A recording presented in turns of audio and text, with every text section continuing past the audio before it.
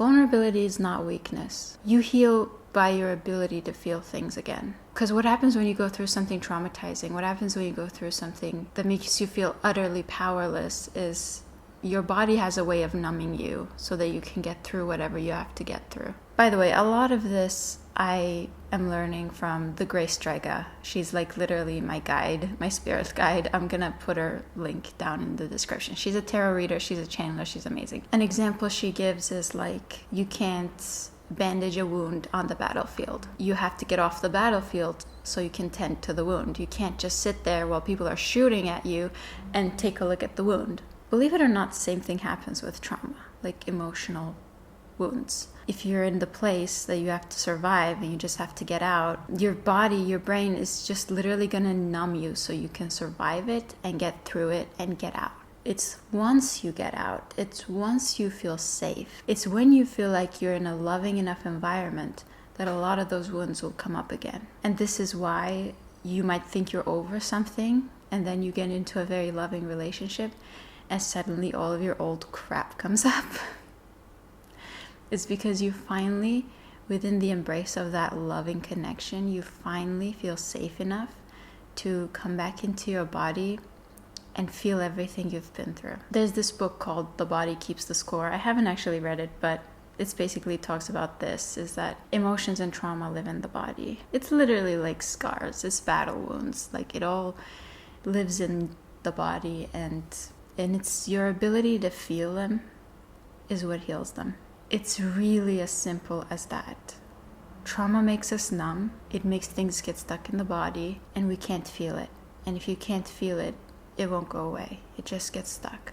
Only when you're safe enough to feel those things does your body slowly release the trauma. And I know it can be scary when it's happening because it's going to look like a trigger. It's going to look like a lot of overwhelming emotions coming up again that you thought you were over, that you thought you were past. And it's okay. It's okay to be scared because like it can be intense. It can be a lot. But just know that if you're able to feel the bad stuff, you're going to be able to feel the good stuff.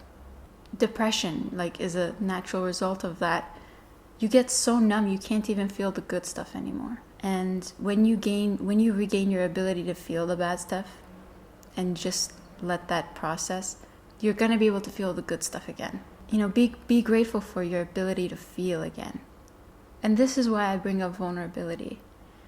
Because vulnerability is not weakness. Vulnerability is literally the choice to stay soft when everything in life was making you become hard and impermeable.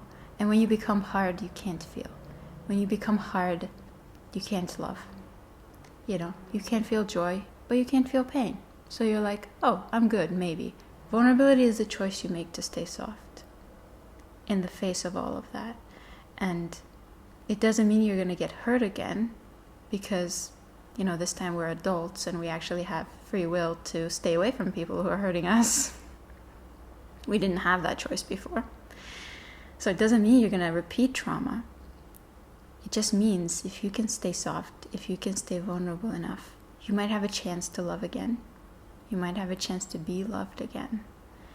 And you might have a chance to feel all of these emotions that got stuck in your body so that they can come out of you, so that you can be freed of them. Healing is feeling. Literally simple as that. Healing is feeling. You know, whatever a therapist does is just trying to get you to a place where you feel safe enough to feel those feelings again. And once you feel them and you express them and you get them out of you somehow, that's where healing happens. You don't necessarily need a therapist to do that. You can do that by yourself. But it's just like coming to a place where you feel safe enough is the key. And a therapist usually helps with that.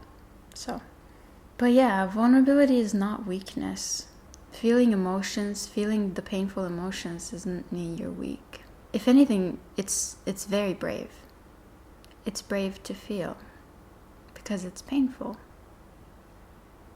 But if you're brave enough to feel the painful emotions, you're going to get to feel the good ones. I know that. I know that for sure. I know it might be hard to believe if you come from a traumatizing background or depression, like long-term, sustaining depression. I know it might be like hard to even imagine what it feels like. But When I was in the depths of my depression, I just realized on a very conscious level, I was like, I would rather be in pain than feel nothing at all. Like, it feels so bad to be in that numbed out state. It feels like you're not even living anymore. It's good for survival, like I said. It's good for getting you out of a place where you might have been, your survival might have been threatened, your well-being might have been threatened. It's good to get you out of that. It's a temporary fix to get you out of a dangerous situation, that numbing thing. But once you're out, once you're safe, the real strength is being able to feel all of that and move through all of that. It doesn't mean there's anything wrong with you. Nothing went wrong. Like if you went through something really difficult and you thought you were over it, and then suddenly all of these feelings come up again, it doesn't mean anything went wrong.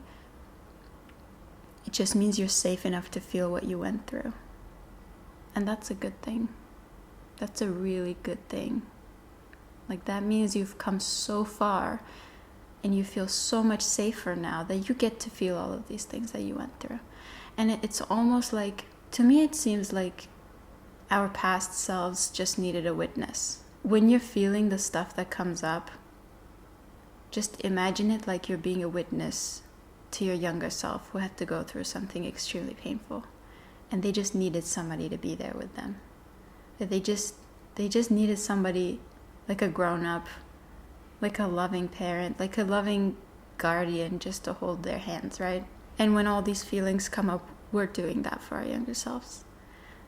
Like, we're actually holding our own hand through the fire just by sitting with whatever comes up within this body. And when you do that, you'll notice, like, really quickly, it just moves through you. It just moves through you. It doesn't get stuck. You're not going to feel like that forever. The pain doesn't last forever. It's genuinely like a cramp. You just sit with it and breathe, and it's going to pass.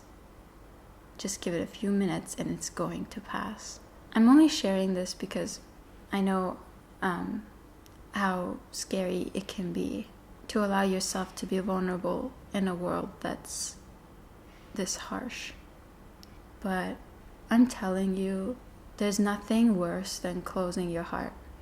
There's nothing worse than numbing yourself out with coping skills and addictions and, whatever else you might be using.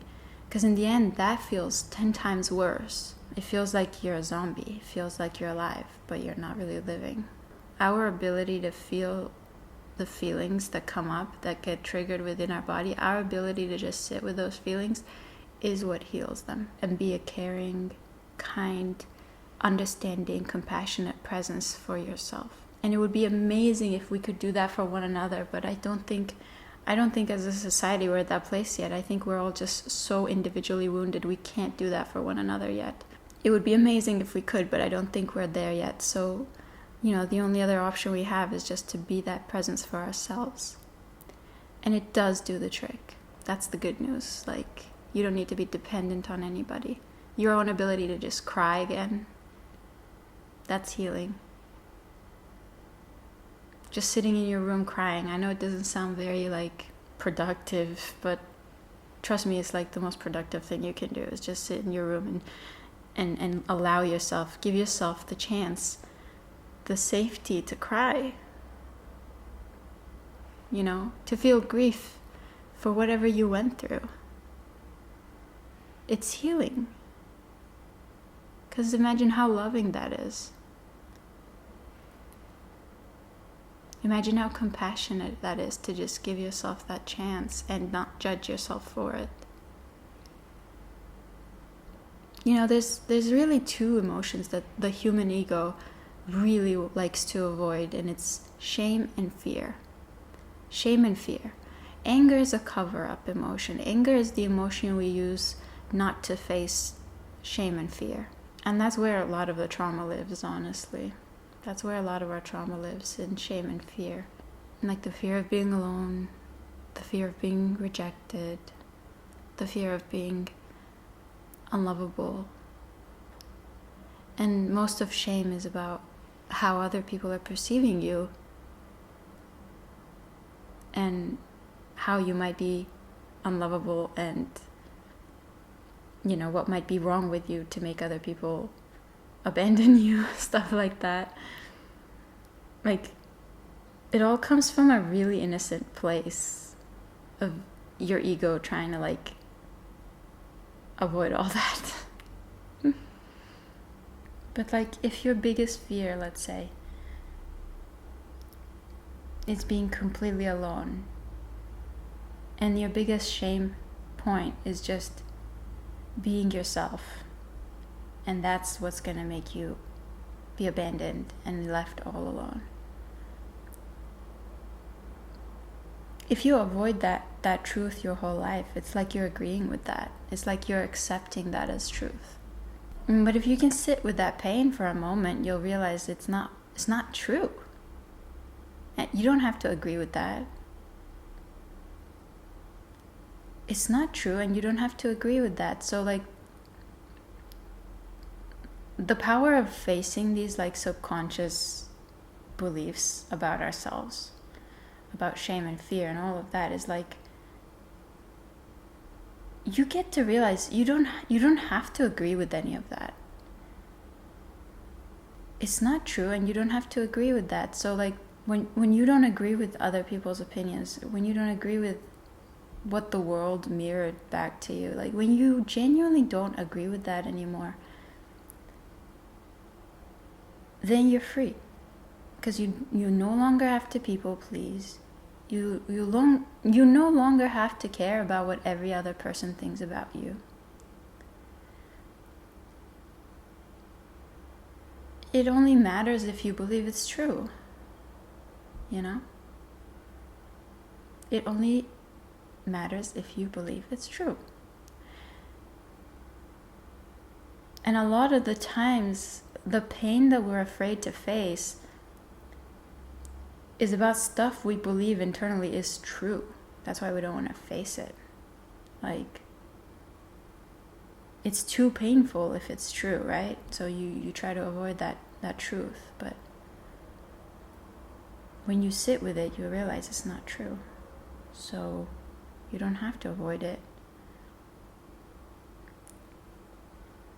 because it's not true. Like, it doesn't have to hurt anymore. It's just something painful you went through. But it's not the ultimate truth of this reality. Like, I might have gone through something incredibly scary in my younger years that made me believe that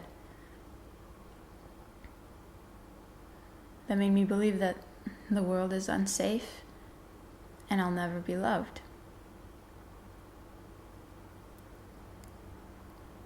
But when I create that safety for myself, my body slowly releases that feeling. Like, as my body releases that feeling, my mind can get on board with it, the new feeling of safety that I'm creating, and be like, oh wait, maybe that's not true anymore. But a lot of it, like literally most of it, just lives in the body. That's why the first step is always like self-compassion. The first step is always holding space for oneself. Like, that's always the first step, because it lives in the body. It doesn't live in the thought realm, If it was all in the mind, it would be so easy to change. It lives in the body, it lives in the emotional body, it lives in the energy body. So yeah, like, the most helpful tool is allowing yourself that vulnerability again, and creating a safe enough space for your own heart, for your own emotions, for your own feelings. Creating a safe enough space within you so that feeling those things is not going to be re-traumatizing. Whatever is going to make you feel safe, whatever is going to make you feel loved. Be that safe space for yourself. If nobody else will do it for you, be that safe space for yourself. Once you do it once, you'll realize, like, it's such a simple thing of just sitting with yourself in silence instead of distracting yourself. Like, it's as simple as that. Sometimes it's like, oh shit, something painful is coming out within me. I feel triggered. I'm scared now. Like you have a simple choice in that moment of, are you just going to sit with it and be present with yourself, or are you going to distract yourself and get busy with something else? And if you do the get busy with something else thing, it's only delaying it. Like you put it in the back burner for a bit and it's going to come up again. But if you want to just rip the Band-Aid off so it doesn't come up again, you can sit with yourself, be present with the emotion, let yourself feel it, and then remind yourself that this is not true. This is not the truth of reality. This is not the truth of your life.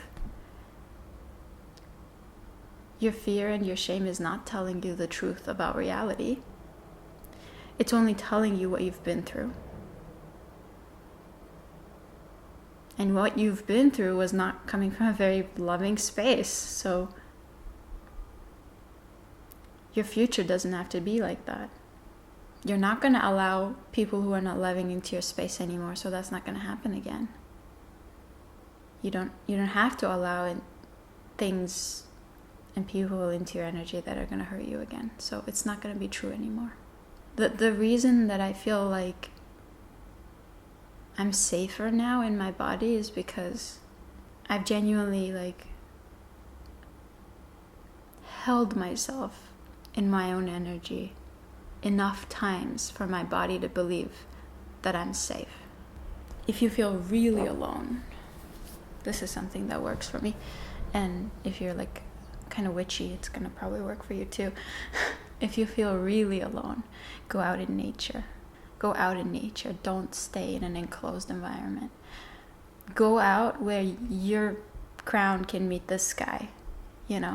Go for a walk. Sit outside. Sit on the ground. Sit on the beach. Sit on the grass. Whatever. Because you're not alone. In this world, it might seem like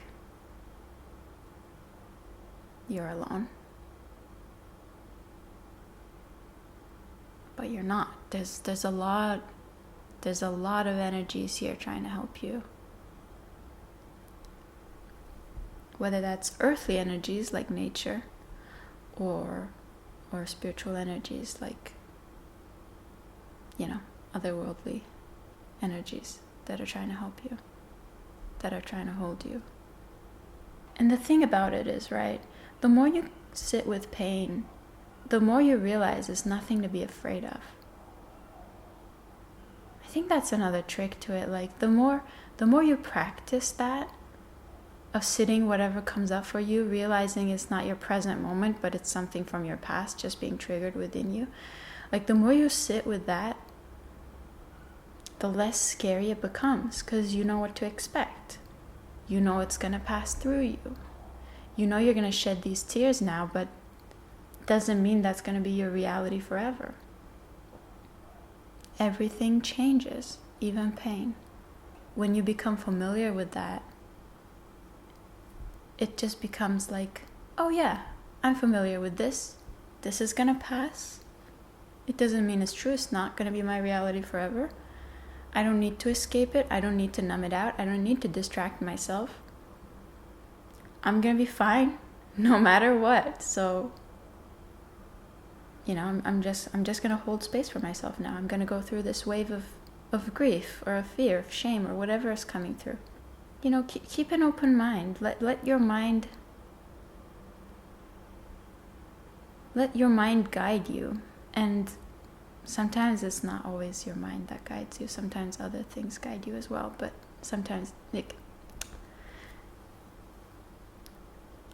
other energies can put thoughts into your mind that might help you, is what I'm saying. So if you keep your mind kind of relaxed and open, sometimes the thoughts that are going to help you will be given to you. It's just going to be like an epiphany, or a wow moment, or an inspired thought, an inspired idea. So sometimes it might come through TikTok or YouTube, or something you read is just going to hit you as a helpful thing to move you through the fear, through the shame, through the grief. That's kind of how it works. They can only help you if you ask for it, and they can only touch you if you're open to it. So keep your front door open, and they will come in and help. Another thing about vulnerability is it's like keeping the door open, you know? Yeah, a lot of pain can go through it, but then a lot of love can go through it too. And that's going to be very healing. Whereas if you keep it closed, if you're just completely closed off to being vulnerable, it's like, yeah, you keep the pain inside, you keep it safe inside, but then nothing can come in and help you.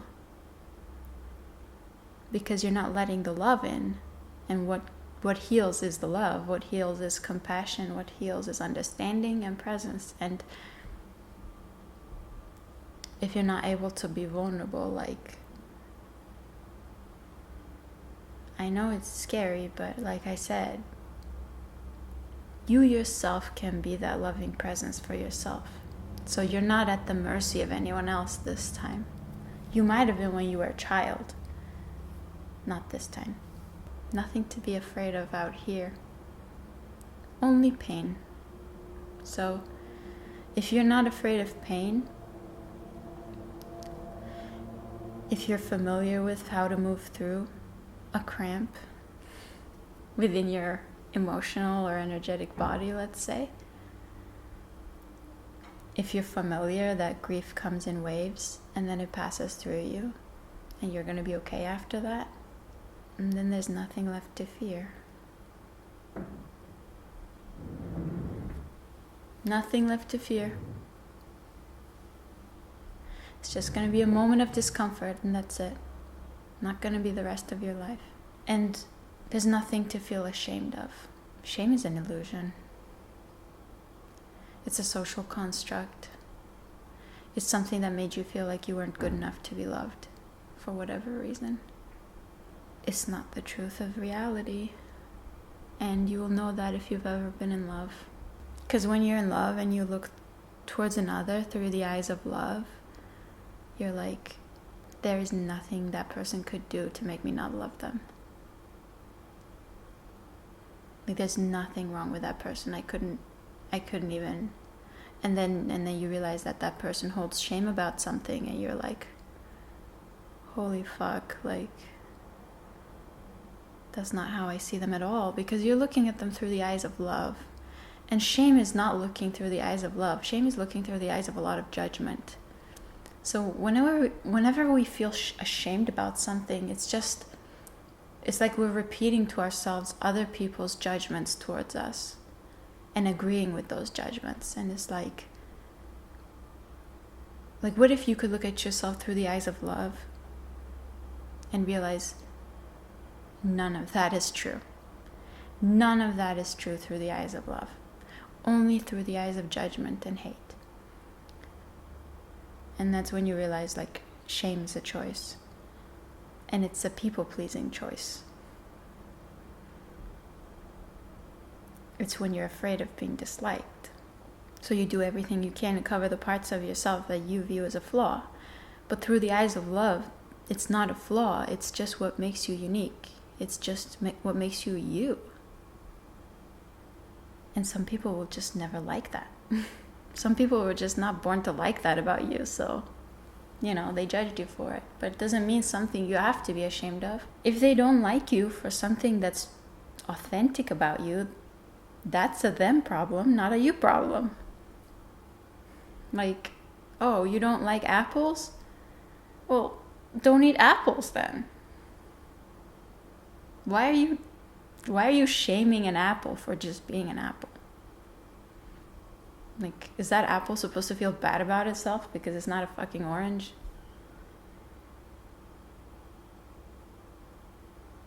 No, fuck off. Nothing wrong with an apple being an apple. The apple's fine. It's not the apple's problem that you don't like the apple. So, if somebody doesn't like you, it's a them problem, not a you problem. It doesn't make you egotistical just to say, there's nothing wrong with me for just being myself. I'm just existing. I'm not better than anyone else. But I don't need to feel bad about the fact that I fucking exist.